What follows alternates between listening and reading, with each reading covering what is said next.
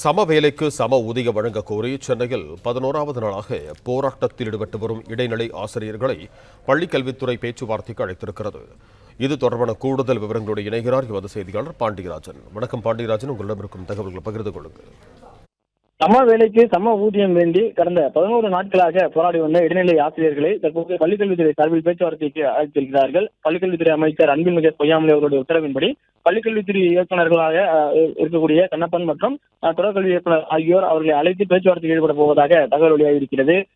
போராட்டத்தில் ஈடுபடக்கூடிய ஆசிரியர்கள் பள்ளிகள் தொடங்கி இருக்கக்கூடிய நிலையில் பள்ளிகளை புறக்கணித்து அவருடைய போராட்டத்தை முன்னெடுத்திருக்கிறார்கள். இந்நிலையில் பள்ளிக்கல்வித்துறை இயக்குநர்கள் அவர்களுடன் பேச்சுவார்த்தை நடத்தியிருக்கிறார்கள். இன்று மதியம் 12:30 மணிக்கு இந்த பேச்சுவார்த்தை தொடங்கும் சொல்லப்பட்ட நிலையில் இடைநிலை ஆசிரியர்களுடைய ஒருங்கிணைப்பாளர்கள் 8 பேர் பேச்சுவார்த்தையில் கலந்து கொள்ள இருப்பதாக சொல்லப்பட்டிருக்கிறது. பள்ளிகள் தொடங்கி அரையாண்டு விடுமுறையில் தான் அவர்களுடைய போராட்டத்தை தொடங்கியிருந்தார்கள். அரையாண்டு விடுமுறை முடிந்ததன் பிறகு அவர்கள் பள்ளிக்கு சென்று விடுவார்கள் என பார்க்கப்பட்டது.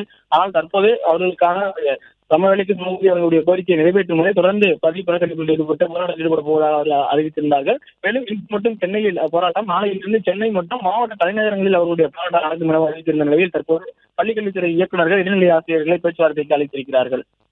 பிளே ஸ்டோர் மற்றும் ஆப் ஸ்டோரில் இருந்து பாலிமர் செயலியை QR கோடு மூலம் பதிவிறக்கம் செய்யுங்கள். செய்திகளை உடனுக்குடன் பெறுங்கள்.